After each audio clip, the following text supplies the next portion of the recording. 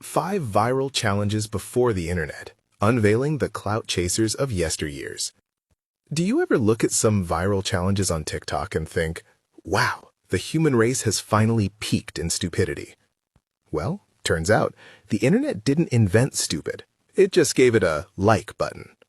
Humans have always been desperate for attention. We have always been bored, and we have always been willing to ignore basic survival instincts if it meant looking cool in front of friends. Today, we are looking at the history of people who did it for the gram before the gram ever existed. Here are 5 viral challenges of the past. The Goldfish Swallowing Challenge, 1939. Let's start with the Tide Pod Challenge of the Greatest Generation. The year is 1939. The place is Harvard University. A freshman named Lothrop Withington Jr. is sitting at dinner, and he wants to assert his dominance. Instead of debating philosophy or writing a sonnet, he bets $10 that he can swallow a live goldfish.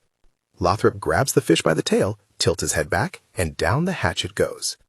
Instead of getting kicked out of the restaurant, the press showed up to cover the story. What began as a simple bet soon became a sensational story, and a national leaderboard contest began. A guy at Franklin and Marshall College swallowed 3. Someone at MIT swallowed 42. A guy at Clark University swallowed 89 fish in one sitting. 89! This trend only stopped because state senators decided to put an end to it by passing bills to preserve the fish, and doctors started warning people about tapeworms. So, next time your grandpa complains about your avocado toast, just ask him how the goldfish tasted. Flagpole sitting, 1920s. Before planking was a thing, we had flagpole sitting. It all started with a stuntman named Alvin Shipwreck Kelly.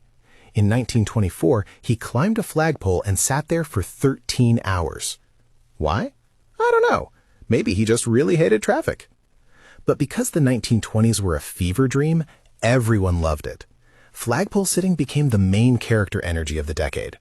People weren't just sitting up there for an hour, they were living up there. They spent weeks on top of poles. They had food hoisted up in buckets and even slept strapped to the pole so they wouldn't plummet to their deaths. Kelly sat for a record 49 days. That means 7 weeks of eating, sleeping, and relieving himself directly above the heads of his adoring fans. Phone booth stuffing, 1950s. In the 1950s, we returned to